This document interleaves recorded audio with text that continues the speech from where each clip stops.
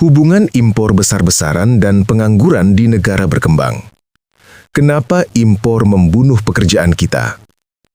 Tahukah kamu bahwa pengangguran di negara berkembang bukan dimulai dari orang yang malas, tapi dari barang impor yang masuk diam-diam ke hampir semua sektor kehidupan? Tahukah kamu kenapa negara kaya sumber daya justru banyak pengangguran? Karena kekayaan alam tidak otomatis menciptakan pekerjaan. Yang menciptakan pekerjaan adalah produksi, bukan ekspor bahan mentah, dan bukan impor barang jadi. Indonesia punya tanah subur, laut luas, tambang melimpah. Tapi jutaan orang menganggur. Kenapa?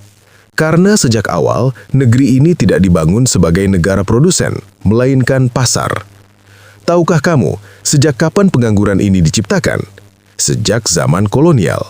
Di bawah Belanda, rakyat diarahkan jadi petani bahan mentah. Dilarang membangun industri mesin. Pabrik besar hampir tidak ada. Pendidikan hanya untuk pegawai rendahan. Kenapa? Karena penjajah tidak butuh tenaga kerja terampil di koloni. Yang dibutuhkan hanya buruh murah, bahan mentah, pasar barang Eropa. Dari sinilah pengangguran struktural dimulai. Lalu setelah merdeka, kenapa pengangguran tetap tinggi? Karena struktur kolonial tidak dibongkar, hanya pemiliknya yang berganti. Indonesia merdeka secara politik, tapi tetap impor, mesin, teknologi, barang jadi.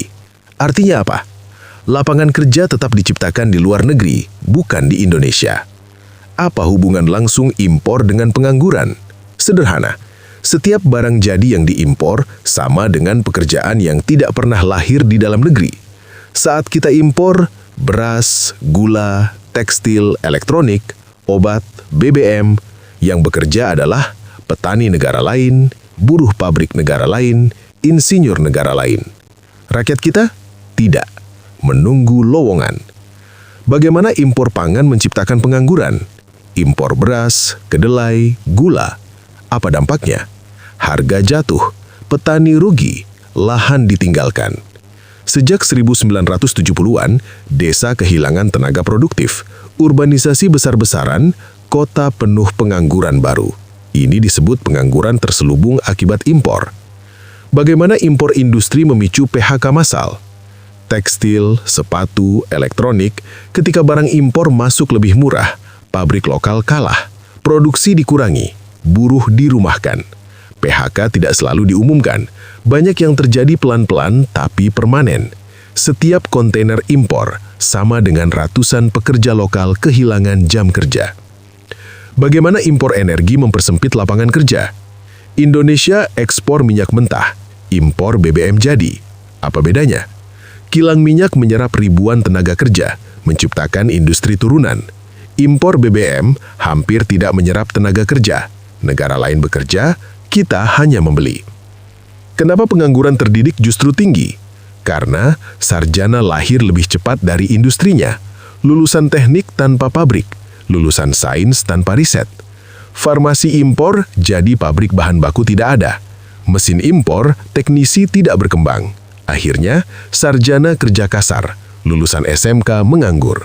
Ini bukan salah pendidikannya semata, tapi tidak ada ekosistem produksi nasional. Kenapa negara maju tidak mengalami ini? Karena dulu mereka melindungi industrinya. Amerika, Jerman, Jepang, Korea membatasi impor, memaksa produksi lokal, menciptakan jutaan pekerjaan. Setelah kuat, baru bicara pasar bebas. Negara berkembang dipaksa pasar bebas saat industrinya belum lahir. Jadi apakah pengangguran ini kesalahan rakyat? Tidak. Pengangguran masif adalah hasil kebijakan impor, hasil sejarah kolonial, hasil kegagalan membangun industri hulu. Rakyat hanya korban sistem. Pengangguran di Indonesia bukan karena malas, bukan karena bodoh, bukan karena tidak mau kerja, tapi karena pekerjaan itu diimpor ke luar negeri bersama barang-barang yang kita beli. Tahukah kamu, bangsa yang tidak memproduksi akan selalu menunggu pekerjaan dari bangsa lain, dan selama impor mendominasi, pengangguran bukan masalah sementara, tapi warisan struktural. Solusi negeri ini bukan menutup diri dari dunia, tapi berhenti jadi pasar selamanya. Bangun industri, kuasai teknologi, latih tenaga kerja, buka lapangan kerja. Negara maju bukan yang rajin impor, tapi yang berani memproduksi. Pilihan ada di tangan kita. Jika konten @gladiator neraka bermanfaat, like, komen, subscribe,